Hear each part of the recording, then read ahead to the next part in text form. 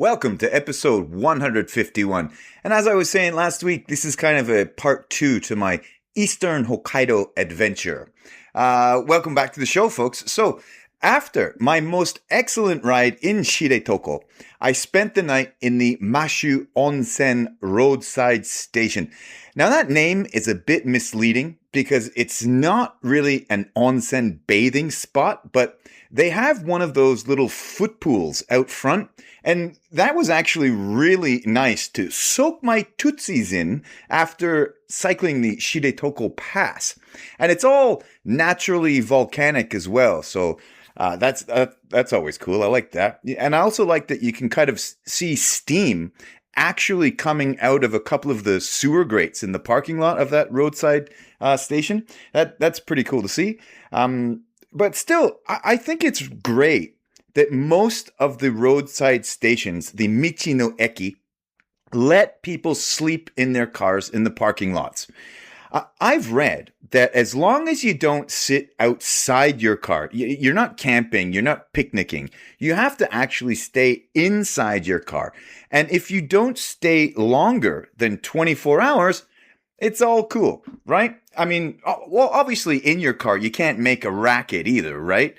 Nothing crazy. You can't have like your stereo cranked up or anything like that. But yeah, sleeping in the car in the roadside station is a really cheap way to get around and see this island. Plus, I always like having a few beers while I'm sitting in the back of the van. It almost feels naughty. Anyway, I chose that Michi no Eki because it was pretty close to my second cycling destination for the weekend, Lake Kussharo and the Bihoro Pass. So in the morning, it was up and at 'em again. I drove to the lake and parked the van at the Ike no Yu Natural Outdoor and Free Onsen. That's Ike no Yu, folks. Also free parking. But actually, there were quite a few places around the lake I could have parked for free.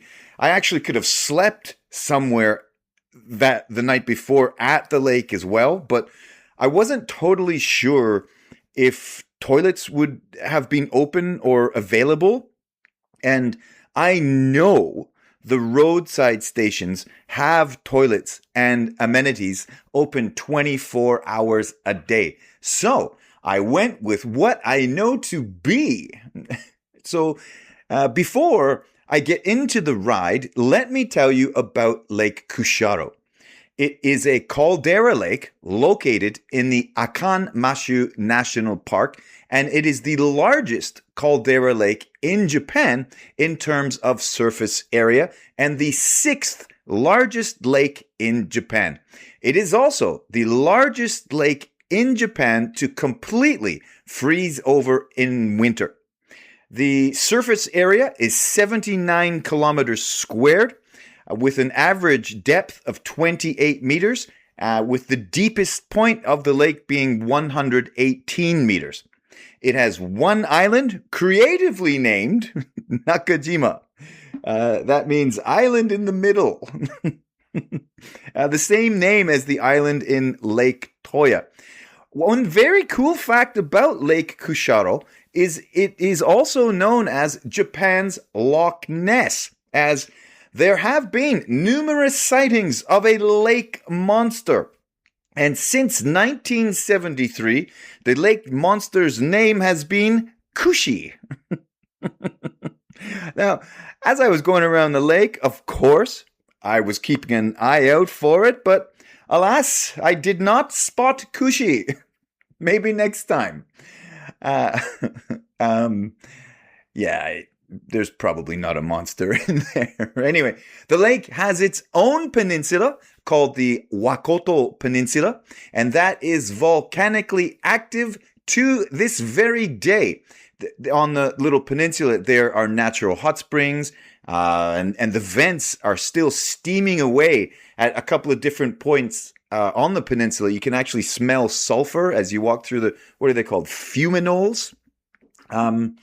Very, very cool place. But so, as you can maybe tell from that description, that lake had to be explored, and riding around it was gorgeous. The colors of the water were just beautiful. There were different hues of blue and green, and it was great to see people, canoeing, fishing, just kind of generally enjoying life at the lake. It was a really, really nice scene. So I was cycling along on my way to the Bihoro Pass.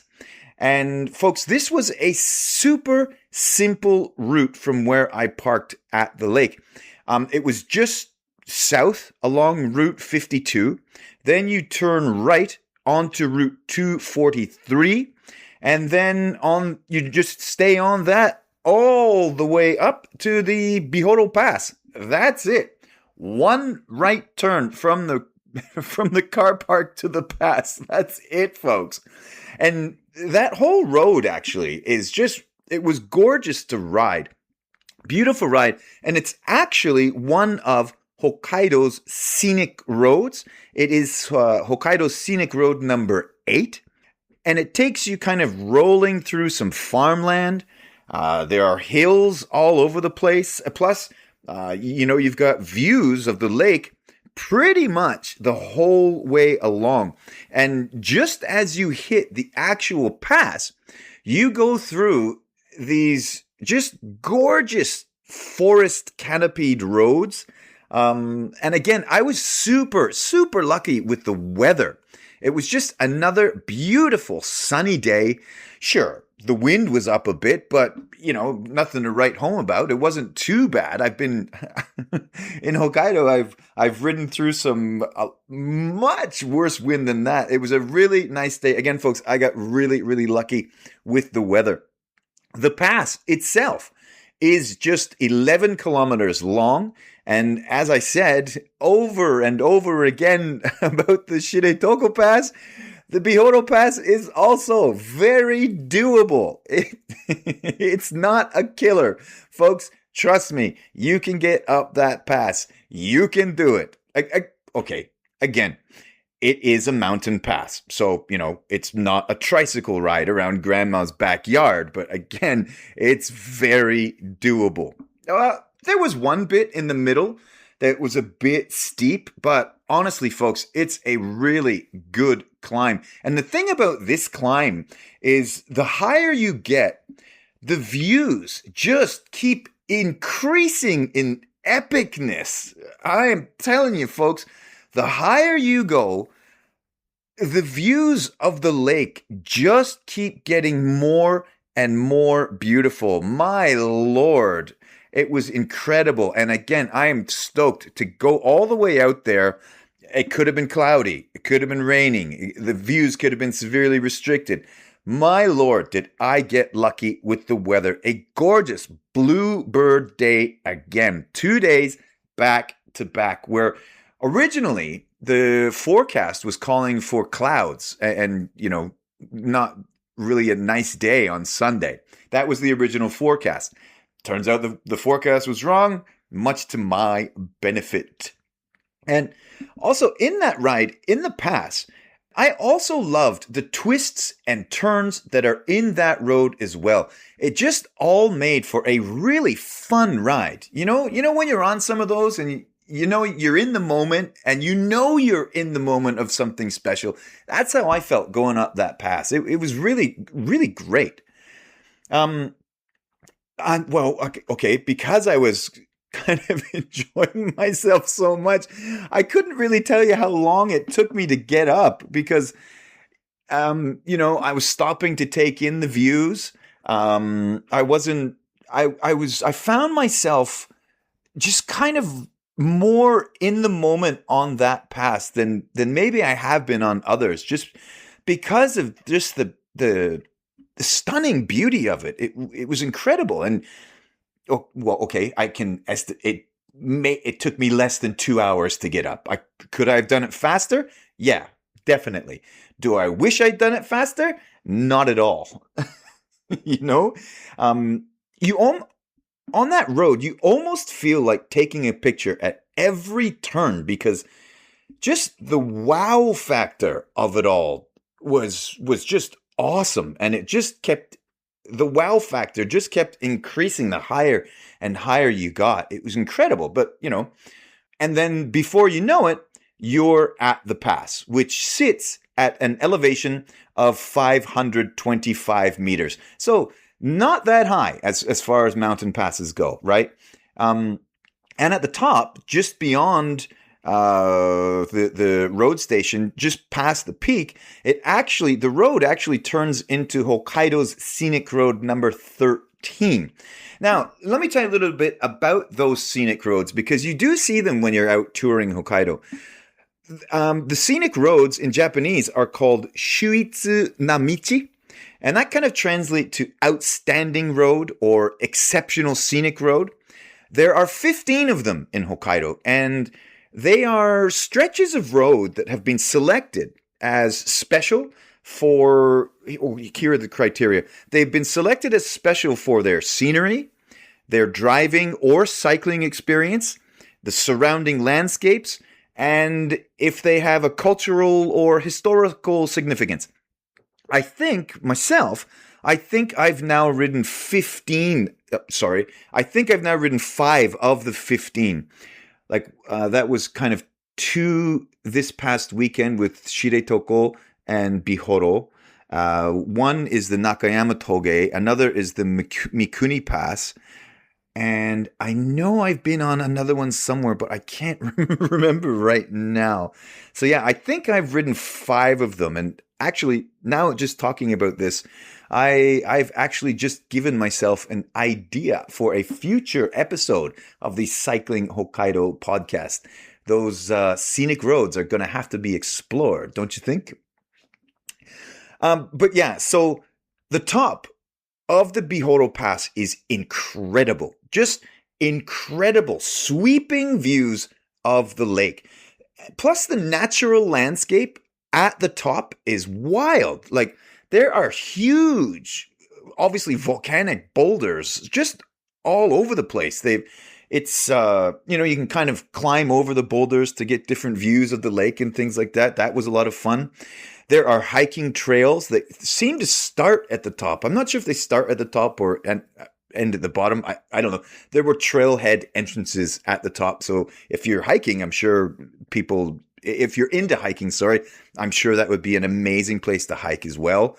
But another thing I noticed about the pass, aside from the roadside station, they've done a really, really good job to keep that area natural. They haven't, put too many gaudy things up, whatever those things may be. Like they haven't done like the Jomon caves in Otaru where they put giant plastic centers around them. They haven't done anything like that. They've just left it natural. Okay, sure, there's a fence so people don't take a header off the top, but they've done a really good job keeping it natural. And I got to tell you, folks, I think those views might just make that the most beautiful pass I have ever been at the top of. It really was just that gorgeous. What I'm going to have to do after this past weekend, I am going to have to go back and redo my top 5 rides in Hokkaido list. I mean, after that Shiretoko ride, after this Kussharo Bihoro ride, I think my top 5 list definitely needs reviewing. So, I will be redoing that at some point after the season is over. At some point in the winter for 2027, I will have a new top 5 rides in Hokkaido list for you. Okay. As I kind of mentioned, also at the top of the pass is a roadside station. And I got me a chocolate mint soft ice cream. It was delicious, folks. You know how usually when you get a chocolate mint ice cream, the ice cream's kind of minty flavor with actual bits of chocolate in it? Well, this was a mixed swirl cone. Pictures of it are up on the Cycling Hokkaido Instagram page, but a soft mix swirl. One half was that minty color, the other was chocolate color. It looked quite like a dynamic cone of ice cream, folks. But another thing I saw, folks, oh, I also saw that they had ageimo.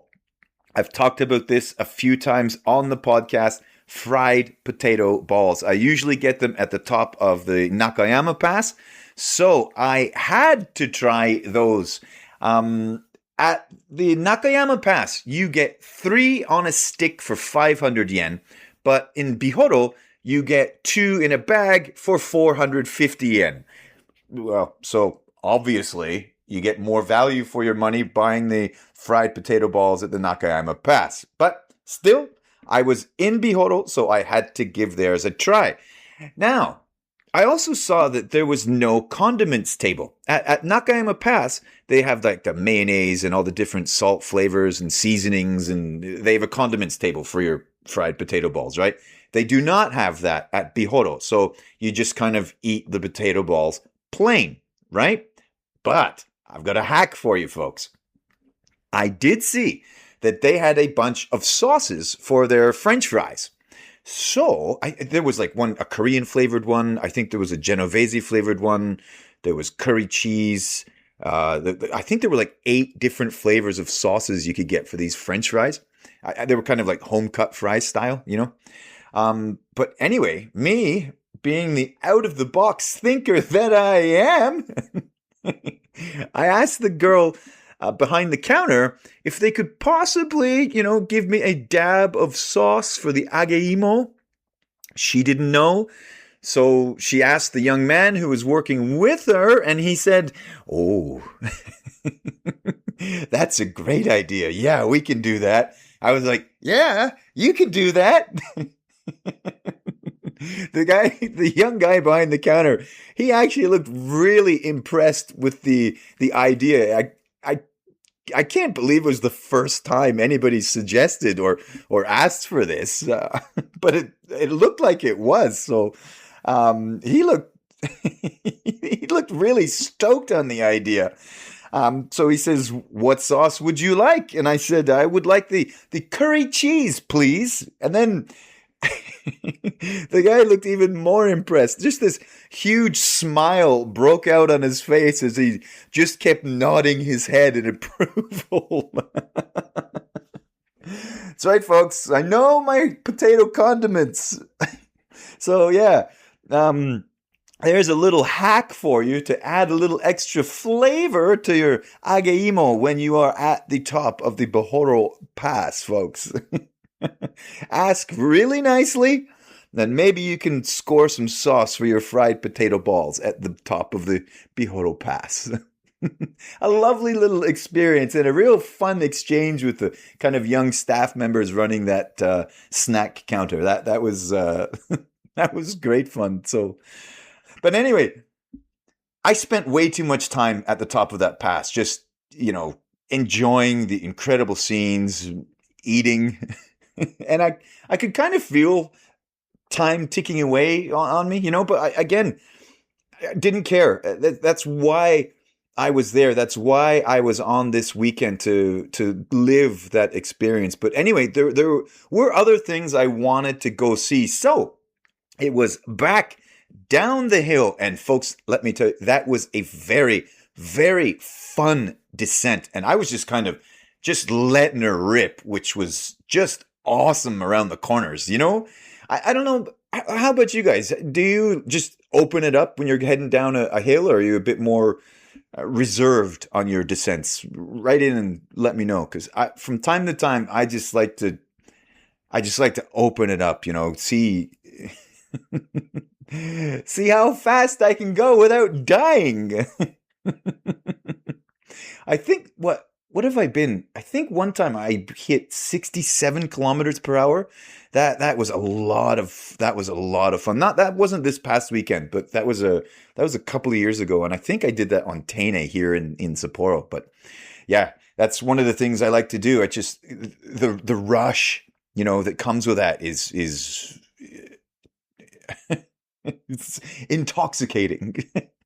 Anyway, so head back down the hill. Gorgeous scenery all the way down, of course. But I stopped this time. I actually stopped at the Wakoto Peninsula, and I actually had to walk around it. They ask that you park your bikes at the kind of the beginning of the peninsula and walk it in, right? So all in, it was about a 2.5 kilometer walk around the whole thing, and it was just beautiful. There are different signboards all around that peninsula telling you about the different trees that are in their area, about the different wildlife, bugs, things that inhabit the peninsula. They tell you about the water. There's this real neat trick the lake does in the very, very coldest times of winter where it'll some of the water will freeze, then a bit of it will melt in the day, and then I can't quite explain it too well, but then the water around those frozen bits freezes again, so it kind of forms this weird ridge line across the lake. So there's all kinds of information posted along the walk that was really interesting about the peninsula and about the lake. It was really interesting, and again, the colors in the water were just incredible, really up close. And in the shallows, on some of the rocks under the water, they had this bright green moss that was really cool to see as well. Again, pictures are all up on the Cycling Hokkaido Instagram page. And yeah, the volcanic vents were still steaming away. As I said, from time to time, you could smell sulfur as you're walking through. Well, unless the devil was walking with me. Some demon or something. Anyway, sorry. Just an amazing, amazing place, folks. I strongly recommend, if you get the chance, check it out. Go there. The campsite at the Wakoto Peninsula was beautiful as well. There's a free half and a paid half. So yeah, go for it, man. It's obviously free. The price is right. Another thing I wanted to check out was there was an Ainu museum at the lake. And I went. And this one, folks, it was 420 yen to get in. And it was very, very small inside. Now, I've paid less than 420 yen at different Ainu museums here in Sapporo. And for less than that in Sapporo, there is a lot more artifacts, a lot more information.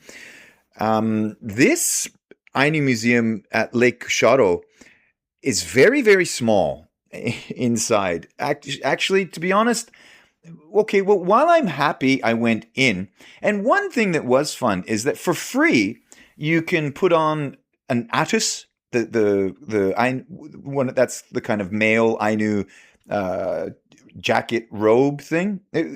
Obviously fake. It wasn't authentic, but they do let you put it on and they will take a picture for you. So that was kind of cool. So yeah, I am happy I have the experience of being in that Ainu museum. But to be honest, if you've been to other Ainu museums anywhere around Hokkaido, at that price, honestly, I'd give the one at Lake Kussharo, I'd give it a miss. Again, if you've been to other bigger museums, they've almost guaranteed had better and more exhibits. This one was pretty simple, and again, it's just one small room. A lot of the things in there you've definitely seen before. There's no like huge impressive boats or anything like that there. A lot of the information is just kind of printed out and put up on the walls. There's lots of pictures and things, but I don't know, at 420 yen, well, again, that doesn't break the bank for anybody really, but just at that price, you could maybe spend the time and that small amount of money somewhere else. But anyway, I'm happy I've got the experience of being there. But folks, check this out. After I left the museum, I'm kind of heading back to the car and things like that. But my day is kind of coming to an end. But a voice clearly called out at me saying, "Hi." I look up, and again, it was Cycle Shikoku's van driver, their road technician guy, right? Their bike mechanic. Holy smokes. I absolutely could not believe it again. But also that day, I was actually wearing their Hokkaido cycling jersey. I think I talked about this last week. Norman gave me one, right? And I wore it the second day around Kussharo and the Bihoro Pass. But anyway, so I went over to the van. We had a bit of a chat. I was saying what I'd done. I'd just been up the Bihoro Pass. And he said that Norman and their tour group were actually coming down the road. Holy smokes. Talk about coincidences. How does that happen 2 days in a row? Again, I had no idea of their route, no idea of their days, their nothing. And 2 days in a row, I happened across these people. Now, I imagine if you're bike touring, it's not any great stretch of the imagination for somebody to do the Shire-Toko Pass on one day and Lake Kussharo the next day, right? That makes sense to do that. They're in the same kind of neck of the woods, and they're super famous, gorgeous places, right? But anyway, the timing of it all as well. So it's just unreal that I saw them on both days. I didn't stop and talk to them the second time. Just as I rode through their group, everybody was just waving and shouting and generally having fun. It was really nice. One last thing I wanted to go check out at Lake Kussharo was I went to check out the Sunayu area. Lots of families having lots of fun. It was a family fun area. The Sunayu area of Lake Kussharo looked like a great time for families. One thing a lot of people were doing was getting a shovel. I'm not sure if they were renting shovels or not, but at the beach there, you actually dig into the sand and it fills up with water and it becomes your own private little onsen. A real neat natural feature of the lake, because obviously it is all volcanic, but just at the beach, you can actually dig your own onsen. It was very, very cool. And also in Sunayu, outside the gift shop there, the souvenir shop there, I actually saw the statue, the blue statue of Kushi. You gotta love a good lake monster legend, right? Anyway, after Sunayu, very cool, I went back to the Ike no Yu outdoor natural onsen. And folks, let me tell you, since there was nobody around, I got real lucky with that timing. There was not a soul in sight. So in I went into the natural onsen, and I went in a natural state. You feel me? Wait, is that gross now? You got me, right? Okay, cool. I found it very, very refreshing. Now, folks, I am not the biggest onsen fan in the world, but something outdoor and wild like that, hell yeah, I am all in. And let me tell you, folks, it was a very comfortable temperature in there. It wasn't too hot. Again, outdoor, natural, nothing artificial about it at all. It was a very, very comfortable temperature. So I had a little soak after a couple of days' ride. It was really nice.